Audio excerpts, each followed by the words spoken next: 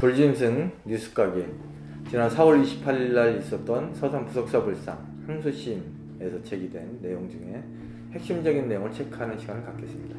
첫째는 외부의 약탈, 둘째 이 불상에 대한 결연문이 가짜다라는 주장에 대한 것, 셋째 불상이 위작돼 있다, 조작이다 라는 내용, 네 번째 유네스코 협약이 적용되고 있는 것, 다섯 번째 일본 측이 재판에 관여해야 된다고 하는 주장에 대해서, 여섯 번째 2015년 벌어진 한일 외교의 비밀이 무엇인지에 대해서 짚어보겠습니다. 이 불상과 관련해서는 2014년 문화재청이 조사한 조사 보고서만 봐도 충분히 그 내용을 진실을 알 수 있습니다. 조사는 학술조사와 자연과학적 분석, 국외 관측경위 조사로 이루어졌는데 여기에는 국내의 연구자들 대부분이 참석해서 조사에 참여했습니다. 불상이 일부 대마도로 간 이유에 대해서 SBS 그것이 알고 싶다의 인터뷰 내용을 보면 확연히 알 수 있습니다. 서산 부석사에 있던 불상이 어떻게 이곳 관음사로 오게 되었는지에 대한 그들의 답변은 무엇일까? わかりません。しかしわからないけどね。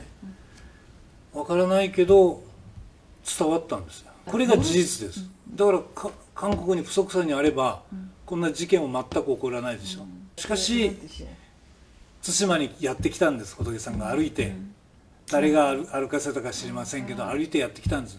その観音さんの意思で来たんです。ここに。 관음사 당시 주지도 이 불상이 어떻게 자기들에게 건너가게 됐는지 전혀 알 수 없다라는 주장을 하고 있습니다. 일본 학계도 마찬가지로 여러의 입장을 통해서 이 불상이 외국에 의해서 약탈됐다는 점을 발표한 바가 있습니다.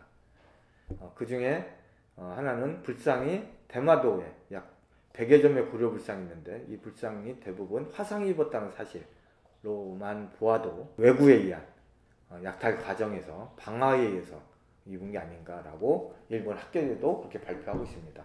다음은 이제 결연문이 조작되었다는 주장이 지금 피고인 검찰이 채택하고 있는 주장 중에 하나인데요. 과연 결연문이 조작되었을까요? 지금 사진에 보이는 결연문은 2004년 서산적 주민들이 대마도 갔을 때 찍은 사진이고, 옆에는 대마의 미술 1976년에 발표된 에 나와 있는 복장물의 사진입니다. 당시 부석사 불상의 복장물에는 약 20여 종이 들어있고 그 중에 하나가 결연문입니다. 거기에는 결연문에는 1330년 고려국 서주 부석사에서 32인이 동참하여서 제작하였고, 이 불상을 부석사에 기립 봉안하자고 하는 그런 기원이 담겨져 있습니다. 이와 관련해서 2014년 불상 재감정 조사 보고서에 보면 당시 이 결연문이 조작되었다고 주장하는 문연순 의원과 최성훈 의원의 상반된 주장이 있는데요. 문연순 의원은 그 결연문이라는 명칭, 흔히 말해 불상의 발언 문제 결연문이라는 명칭이 존재하지 않고 문장이 조잡하고 당시 거기 있는 서주, 지금은 서산이죠. 지명은 2년밖에 사용 안 됐고, 또 불상물이 발견 당시에 화재를 입었다고 하는데 어떻게 이 결연문이 종이문서에 있는 결연문이 온전하냐 이렇게 주장하고 있습니다.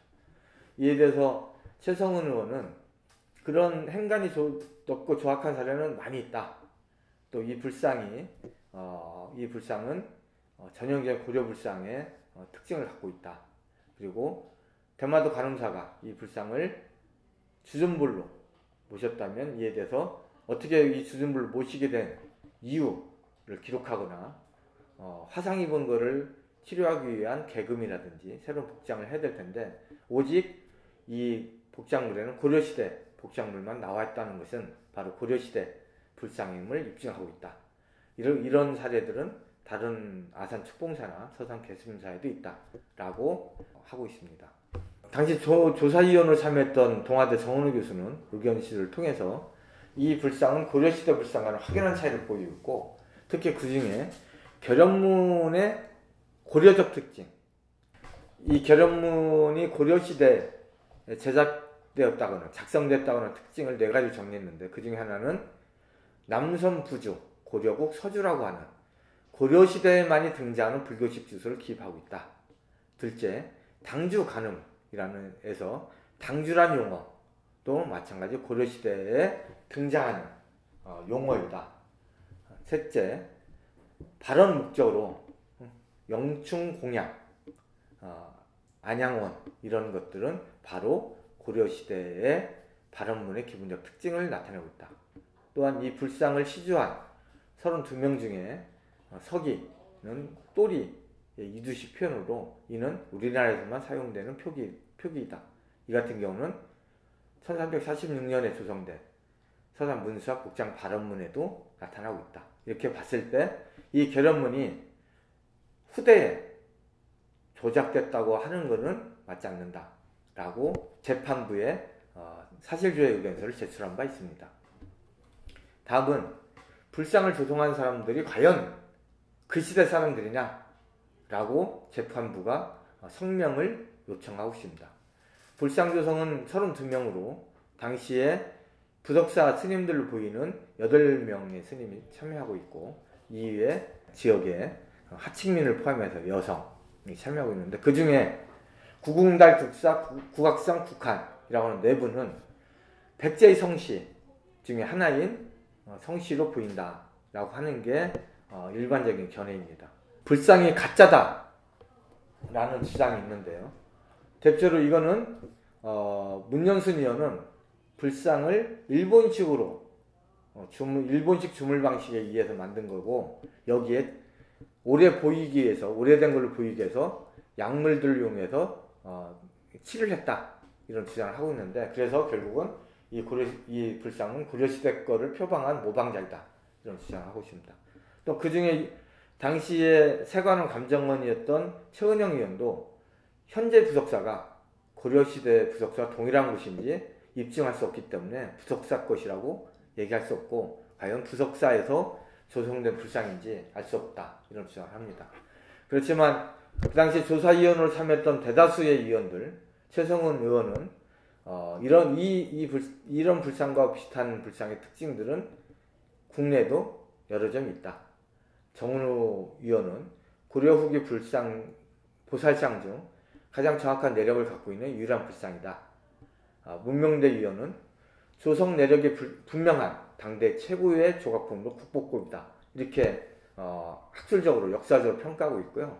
또 국립문화재연구소에서 조사한 과학적 보존 방법에 의한 성분조사에 따르면 이 불상은 구리, 수석, 납의 합금으로 수은 아말감 도금법을 주조한 걸로, 이와 같은 거는 국보 123호 익산에 있는 5층 석탑, 밀사지 5층 석탑이죠. 에도 그 당시 거기 발견된 사리기도 마치 수은 아말감법으로 하여 금을 입혔고, 금동 대학로라든지 그 당시 대부분의 고대시대 불상이나 이런 조주는 다 아말감 기법으로 조성된 걸로 알고 있습니다.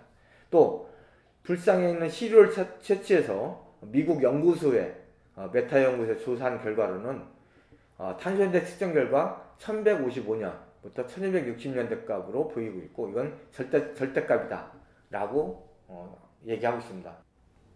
자, 그러면 피고 검찰의 주장대로 이 불상이 가짜고, 또 가짜라는 증거 중에 결연문 때문에 이 불상이 가짜라고 한다면 그럼 어떻게 된 거냐?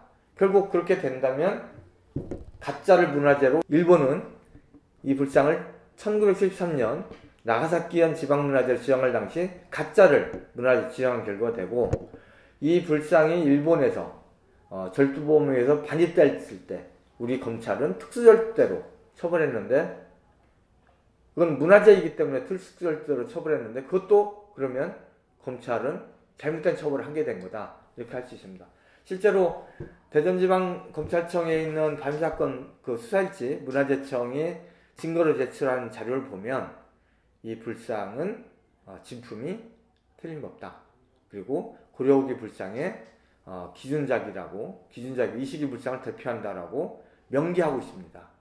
이미 당시 수사자료에 보면 불상이 진품이라고 얘기하고 있는데 이제 와서 가짜라고 주장하려고 하면 스스로의 주장을 뒤엎는 결과가 되고 있고요. 그러면 일부에서 주장하듯이 이 불상이 도난품이기 때문에 일본으로 돌려줘야 된다. 이 이유는 유네스코 협약, 문화재의 불법 반출입 및 소유권의 양도 금지와 예방 수단에 의한 협약이기 때문에 그렇다라고 일부에 주장하지만 실제 유네스코 협약 7조 A에 따르면 소장품 취득에 관한 국내 입법이 적용되지 않는 사립박물관 및 소규모 문화기관 등은 이 협약상의 취득 금지 의무는 지지 않는다. 다시 말해서 이 불상은 국가 소유가 아니고 개인, 사찰이 소장하고 있는 거기 때문에 협약 대상이 아니다.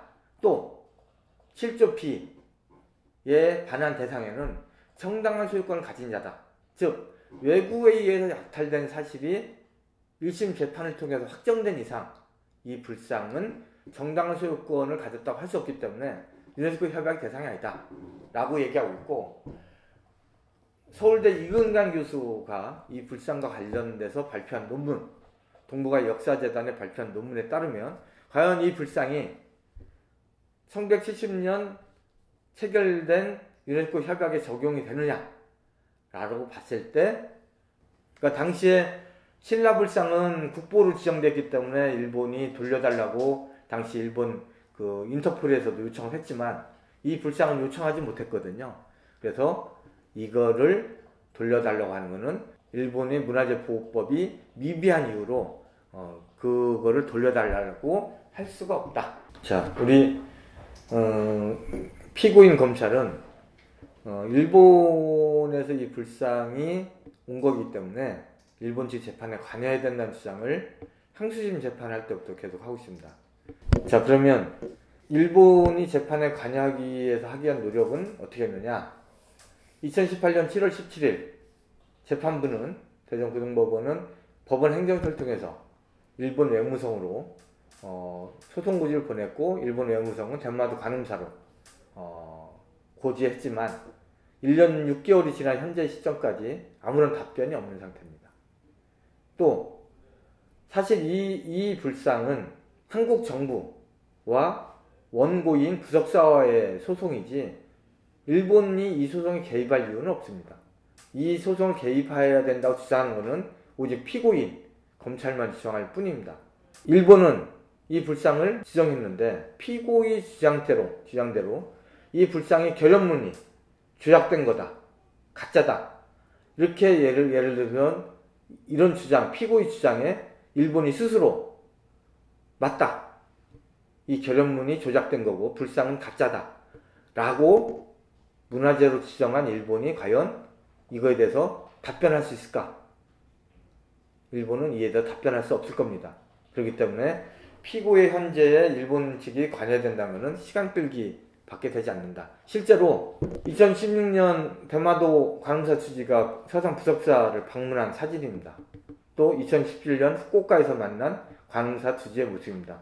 이 당시에도 일본 대마도 관음사 주지는 불상이 어떻게 자기들한테 왔는지 취득 경위는 알 수 없다 라고 인정했고, 그때 서산 부석사 입장에서는 불상이 당신들이 정당하게 취득했다는 사실을 증거를 제출하면 우리는 언제든지 소송을 취하하고 일본으로 돌려보내는데 동의한다 라고 했음에도 불구하고 이에 대한 입증 자료가 없기 때문에 결국은 일본은 이에 대해서 재판에 참여할 수 없는 현실적 이유가 있다고 봅니다.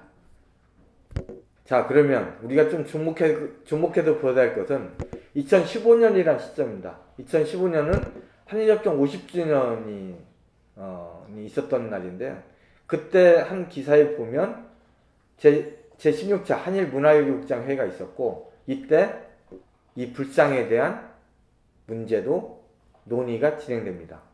근본 회의에서 스시마도나 불상 및 일본의 문화재 관련 외교문서 비공개 문제에 대한 의견도 교환했습니다. 그래서 저희는 당시 어떤 일이 논의됐는지 그 회의 결과를 외교부에다 요청했습니다. 정보공개 청구를 했는데 2018년 4월 30일도 했고 그 외에도 여러 차례 했습니다. 그렇지만 공공기관의 정보 공개에 관한 법률 제9조 2항에 의해서 비공개로 된다고 답변을 받았고 현재까지 이때 논의된 내용을 현재 알 수 없습니다. 그렇지만 이 당시 2015년에 벌어졌던 한일 과거사 문제 미략들에 대해서 잠깐 소개하면 당시 어떤 일이 벌어지는지 좀 유추할 수 있습니다. 1965년 한일협정 50전을 맞이해서 벌어진 과거사 지우기에 관련된 내용인데요. 일본 메이지 시기 산업유산 유네스코 등재 합의를 그해 7월 4일 날 했습니다. 또 2012년 대마도에서 신라불상과 고려불상 두 점이 들어왔는데 그 중에 신라불상에 대한 환부 조치를 7월 17일 날 했습니다. 또 헌법재판소는 65년 한일 청구권 협정에 관한 헌법소원을 각하했는데 그게 12월 23일입니다. 또 너무나 잘 알려진 일본군 성노예 피해자에 대한 한일 합의, 박근혜 정부와 아베 정부의 합의가 12월 28일 있었습니다. 결국 2015년 한일협정 50주년이라고 하는 특별한 시기에 이 불상의 처리 문제도 논의된 걸로 알고 있고 이거 관련해서 신라불상 돌려줬고 이 불상은 당시 서산 부속사를 중심으로 해서 충당도 또 불교계가 부속사로의 소유권 주장을 하니까 결국 일본으로 돌려주지 못하고 현재 재판소송을 진행하는 걸로 알고 있습니다. 이 당시에 어떤 회의가 있었는지는 꼭 추후에 외교문서 공개를 통해서 밝혀야 될 사실입니다. 네. 다음 우리 재판이 6월 9일 오후 3시 대전고등법원 315호 법정에 되는데요. 불상이 진품이고 결연문이 진짜라고 주장하는 덕성의 최성훈 교수와 조작됐고 가짜라고 주장하는 문연수원 전 감정관이 진실 공방을 벌이게 됩니다. 아마 큰 관심 속에서 이 재판이 진행될 걸로 알고 있고 우리 돌짐승 넷 가족 여러분들도 많은 관심과 구독 바랍니다. 감사합니다.